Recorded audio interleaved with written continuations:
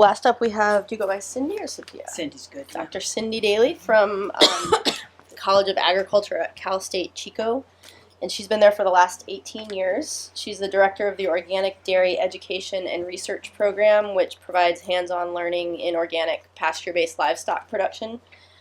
She also serves on the board for the Western Organic Dairy Producers Alliance and the Organic Center in Washington, D.C. Her research focuses on value-added production systems and the effects of grass-fed diets on lipid profiles, antioxidants, and plant secondary metabolites in meat and milk, which, if I understand those terms correctly, those are things that are all really important to my customers. Absolutely. Very cool. So, Your customers love it, yeah. I love That's it. good. Well, thank you very much. And I'm happy to be here. I always love listening to Heather's talks. I just don't like following Heather. She's a tough act to follow. Mm-hmm. And I can see here as well that, Eco Farm tends to be more plant-based.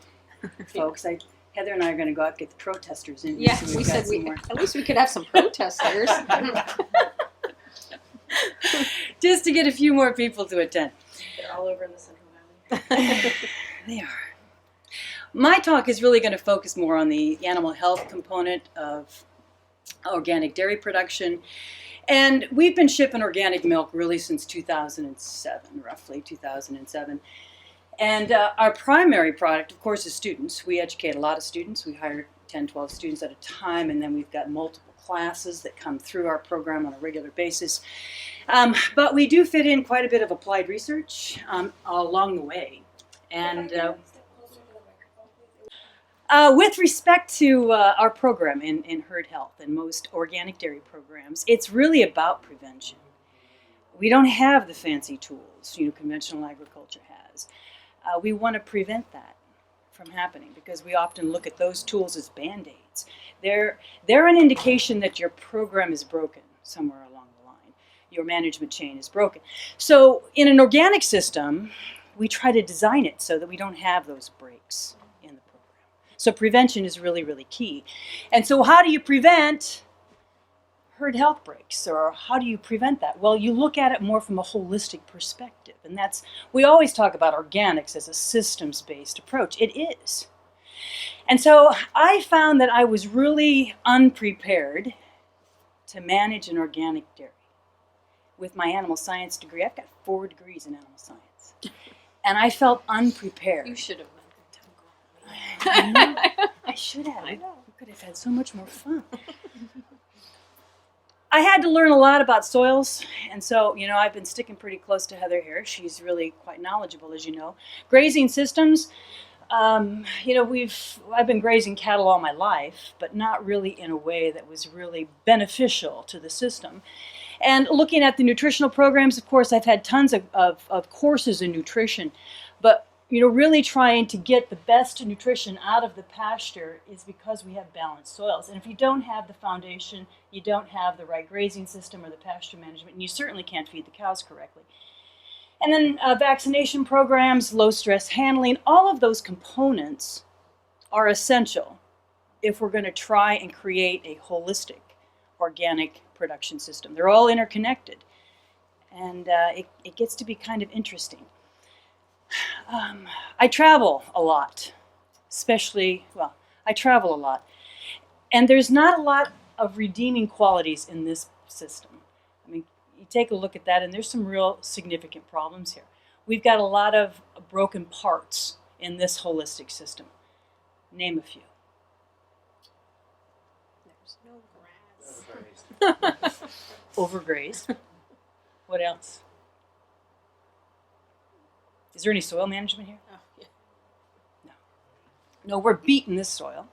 What about the livestock? Is there a problem here? Yes. So obviously, because the soil's been beaten up, we don't have a real grazing program. We've got herd health issues. We've got some nutrient deprivation. We've got a classic white muscle disease, selenium deficiency in this system. So here we just need to scratch this and start over. This is another indication that we've got some real significant management problem.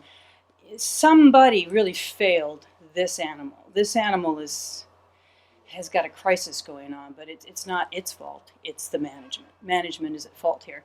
And this, I don't even want to start here. This is, this is obviously a real problem with management.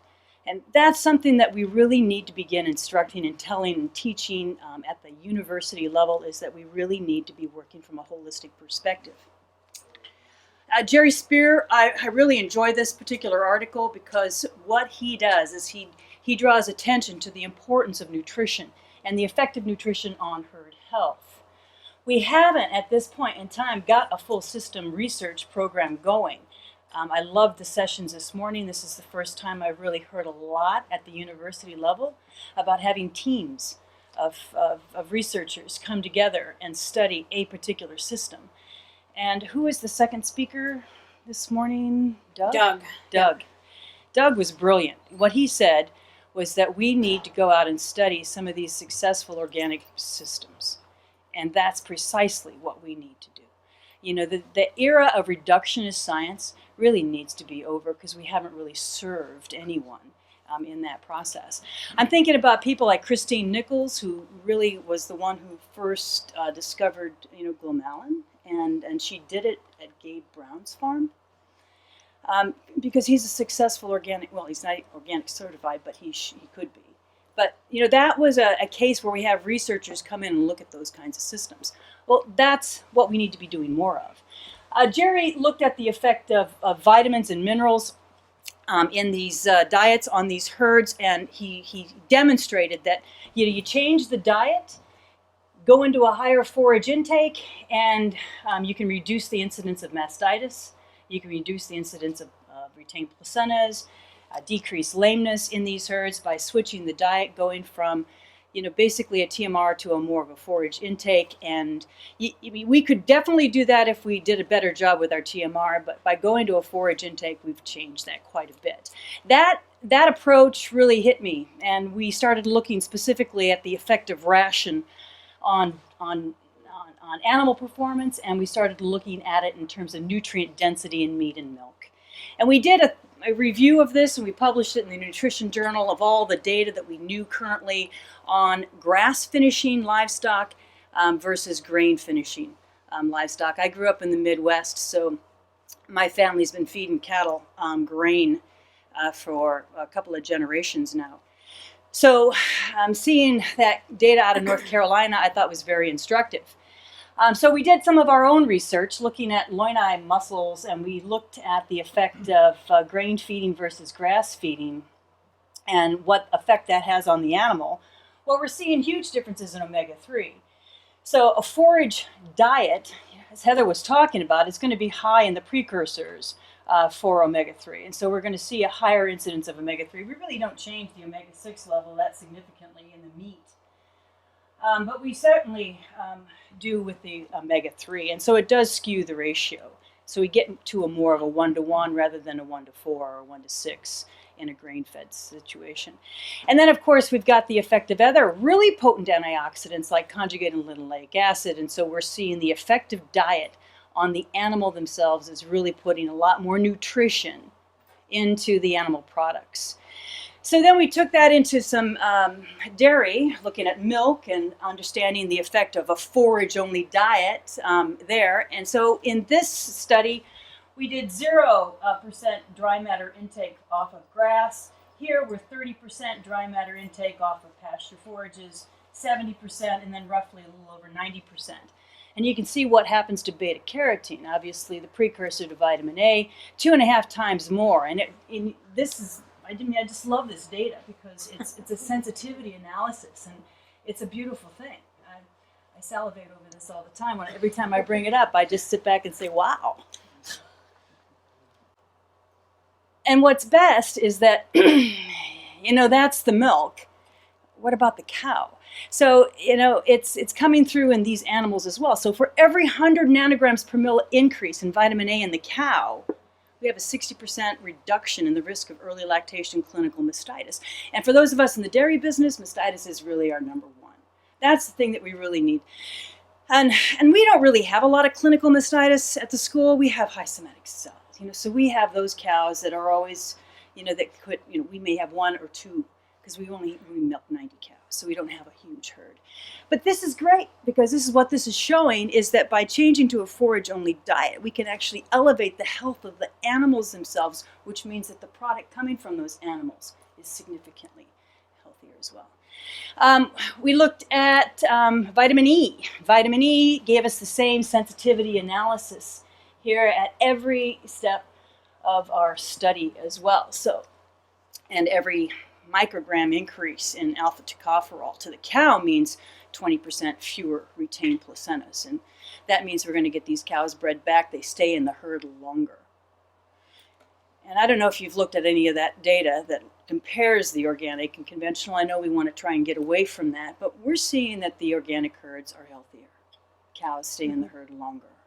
So there is some justification. So this is really the basic research that substantiates some of that big picture. And, not only is it great for the cows, but it's also great for the people who consume these animal products. British Journal of Cancer, women with the most ALA, which is the precursor, obviously, to omega-3, in their diet, 25% less likely to have breast cancer return as compared to women who had the least amount of ALA. American Journal of Clinical Nutrition, conjugated linoleic acid in the adipose tissue decreased the risk of myocardial infarction. So, connect the dots. It's a better system, much healthier system. And looking at some of the basic research here from the herd health, the associated immune responses, nutrition plays a pivotal role in the immune response. Anytime we allow that cow to go into a negative energy balance, it becomes immunosuppressive. So it's like if we're not really meeting her daily intake, her RDA, it has an immediate reflection on her immune system with immunosuppression, making her much more vulnerable, to environmental strep or any other type of organism that might be in her environment. So optimal nutrition really prevents a lot of disease. So the key to a successful herd health program is just a really strong immune system. And what we're seeing is that there's a lot of basic research out there that shows you each of these different components, which we know are essential in the diet, have a direct effect upon these specific pathways in the immune system. From everything, from the assimilation, the production of the antibodies, to the enzyme systems involved in the cytokine release, every aspect of the immune system, critical that we have the raw materials with which to support a strong immune system. And then, Heather's talked a lot about the differences in the omega-3 levels or in the precursors in these grasses. Well, those grasses are going to fluctuate as well based on how well fed the soil is and how well the soil has been maintained. When we started our program, we knew we were kind of coming from behind because the soil had never been attended to where we began our program. So we had 50 acres of irrigated pasture that had never really been managed. When we did our first assay of our soils where we were currently grazing, our pH was pretty good, and this was a representative soil analysis of the kind of thing that we were beginning with. But obviously we were really low on nitrogen, and we know nitrogen is an essential part of making proteins. Low on sulfur. We were low on calcium, and for those of you into base saturations, this is kind of a mess here. We've got 55% base saturation for calcium. We should be at 70. Magnesium, pretty high, 33, should be a lot lower than that. So we had some issues in our soil that we needed to address in order to make the kind of feed that we need in order to make very, very lush, nutrient-dense feed so that our cows could stay healthy. So we created a study where we took our 10 paddocks, they're about roughly 5-acre paddocks, and we randomized them to a study where we either amended them or we didn't. And by not amending them, we were just doing what we've always done, or what had always been done historically on those pastures. And this was the cocktail we came up with. We used some gypsum, some high calcium lime. It was kind of like a calcium shot in the arm. A little boron, which helps us mobilize that calcium, magnesium, zinc, and then we put 5 tons of compost, which is really a nice soil inoculant. And the whole idea here was that we're trying to meet the deficiencies in our soil so that we make a higher quality grass. And if we make higher quality grasses, we're going to improve animal performance and herd health. So after we did that for 3 years, over the course of that period of time, we looked at the amount of dry matter productivity in those pastures. And in our amended pastures, we were significantly improving the overall yield. So we're making a lot more grass than what we had been just by grazing those paddocks. So that's roughly 1,500 pounds of dry matter, not S-fed, but dry matter per acre over the entire grazing season, which is significant in that respect. And then in addition to the actual yield, then you look at quality. And from a dairy producer perspective, the higher the quality feed, the more milk we're making. The more milk we're making, the more money we're making. Amendments improved the non-fiber carbs. So that's the soluble sugar in the plant cells themselves by almost 4% in our amended paddocks versus our non-amended paddocks. Neutral detergent fiber, just looking at the overall fiber, was a little lower, which is a good thing, which means that feed tends to be a little more digestible, and the lower the NDF, the more dry matter you can get into a cow. And that's an important thing too if you're in a pasture-based system. You need to be able to get feed into that cow. And if it's a high fiber feed, you can't get enough feed in her to really make a lot of milk. Then we looked at net energy, and net energy, of course, is really equivalent to making milk, and the net energy for lactation was significantly higher in our amended paddocks. So fiber digestibility, so of the fiber in that feed, how digestible is it? Well, in the amended paddocks, that fiber was more digestible, which means of the fiber she's eating, she's getting more out of it, and we're making more milk with it. So what it all comes down to, most of the producers I work with, and the fact that I have to account for my budget and my bottom line, I'm making more dollars. I'm making more milk, therefore more money for every ton of that dry matter I'm producing. So in the amended paddocks, we're producing a lot more milk on the same ground. Now, if I'm talking to producers, I always bring out, the budget, and so that they can see that. Those amendments were costing about $3.98 roughly per acre to put on. And by the time we got done calculating just how much more milk we were making, it was about a 2-to-1 return. So even though we were spending that amount of money, we were getting that money back times 2. So it got to the point where we can't not amend. So we're testing soils, and we adjust our soils now as a standard practice because we're pretty sure we can't not do that.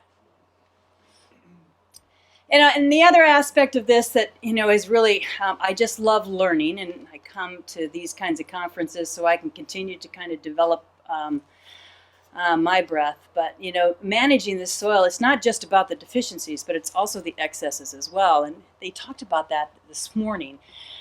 Excess nitrogen actually makes the plant more susceptible to pest and disease. And so I really worry about other grass-based programs in other countries where they really pour the urea to their ryegrasses in an effort to get milk production in those grass-fed programs, because they're not doing themselves any favor. They're certainly not doing the soil microbial populations any good.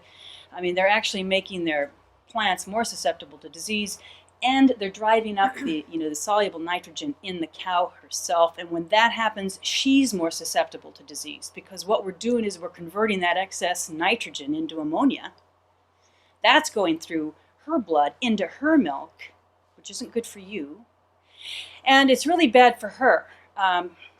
She actually becomes much more susceptible to disease. She can't maintain weight. She's always trying to get rid of all that ammonia in her rumen, and it makes her pretty infertile.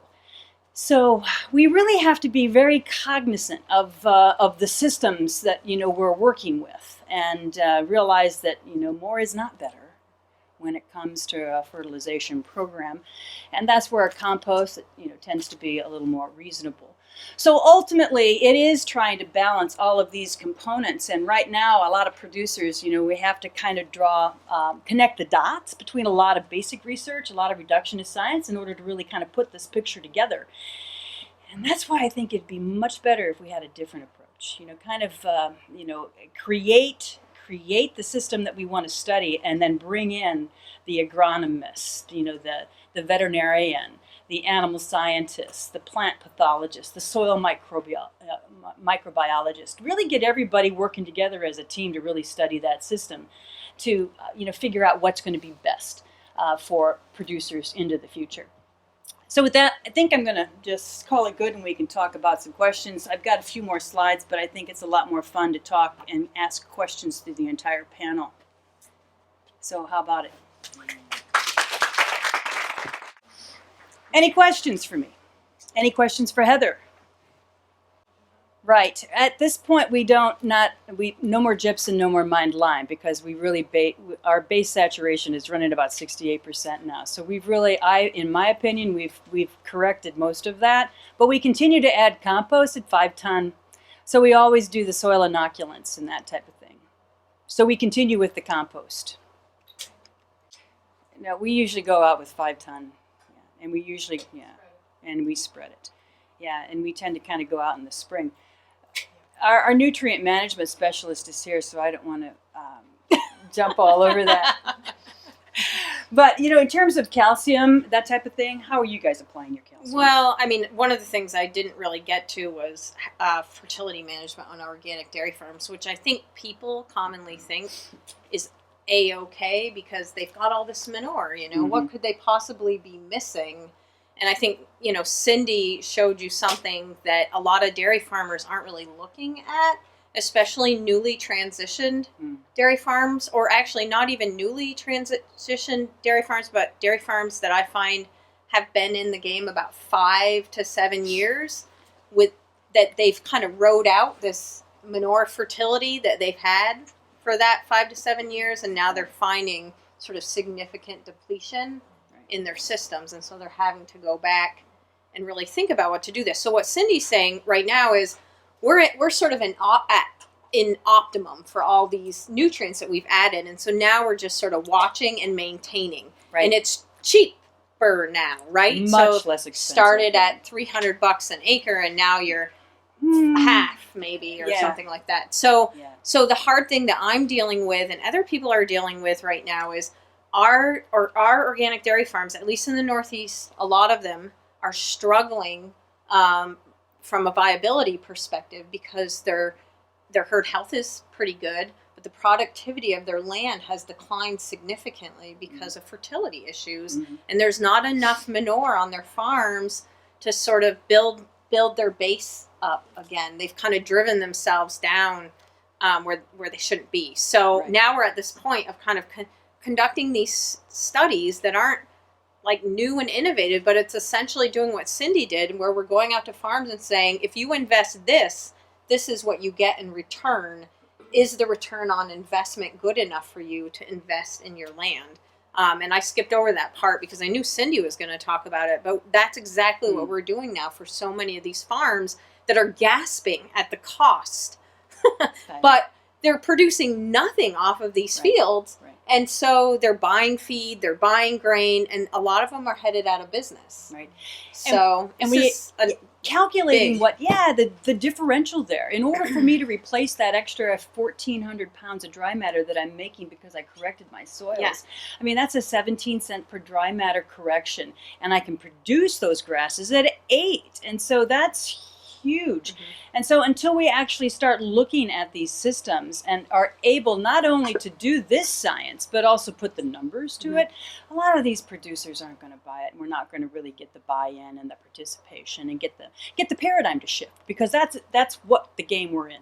We want to change paradigms. We want producers doing more of the right thing. That's why we do what we do. But we're going to have to figure out how we bait the hook a little bit better. So we have to have a more convincing story, because right now I'm not sure we do. We have been doing what Kelsey has. We no-till drill. Japanese millet is what we settled on. We tried the sorghum.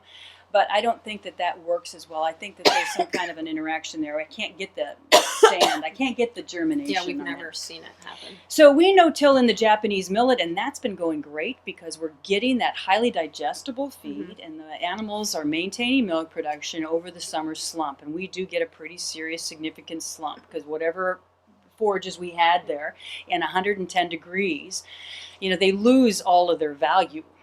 It's a much difficult, in that heat, you're going to actually create very indigestible fiber. So all of your NDFD values decline. You basically have a more difficult time making milk with the same forage when the forages have been exposed to 110 degrees. That's where the Japanese millet comes into play. So I really appreciated your talk. I thought that was very good. And it does help maintain milk production in a grass-based system. I think it's essential. We don't have the land base. I'd love to be able to kind of create, my summer feed and then my spring feed and then my summer feed would be ideal. And then I just go graze. That'd be lovely. But I haven't been able to sway the farm committee at the university for that one yet. We do have to do a better job with water storage, though, because we're kind of spoiled that way. I think that, we need to be looking more at permaculture techniques in terms of how we do that. We need to start thinking about how we enrich our rangelands with a little more sponge so that they can soak up a little bit more, so soil organic matter is going to be more important. I think we need to look at the key line. I know that people kind of turn their nose up at that, but I'm not sure that work's ever been done well here. I think that there's some benefit to some of these other types of technologies. I think all of those technologies are a tool in our toolbox that we need to be looking at in order to really be very conservative with the amount of water that falls from the sky. I think the biology is something we've completely ignored. And, Christine Jones, I don't know how many of you are familiar with her. I mean, her work is fantastic. She was at Chico. She was at our grazing conference this spring. And what I loved about Christine is that she talked about the fact that, I have no idea why people continue to fertilize with urea or with other types of, fertilizers, synthetic type fertilizers, because of the pest thing with the plants. I mean, and I know producers think more is better, and so they're always applying more than they want. And that's why we've got the Gulf of Mexico issue. We've got the dead zone there because we've been over applying the nitrogen. Well, what we're seeing, it's really bad for the plants, bad for the soil. And producers are just losing that money. They're just basically pissing. I mean, it's just going down the Mississippi, which is really, did I just say pissing? The microphone's Speaking off. of the microphone. Is it really? Anyway, so I'm thinking that that's something that we're going to have to really be more cognizant of, is our water storing capacity. We're going to have to look at biology and figure out how we enhance our soil biology so we can start fixing more nitrogen out of the atmosphere and fix it into the soil. We just need to be talking that talk now. I mean, I think it's a shift, and it's a shift for all of us that have been born and raised in agriculture. I wish we could spend our time going to conferences. Somebody's got to teach class. That's the way that works. All right, thank you very much.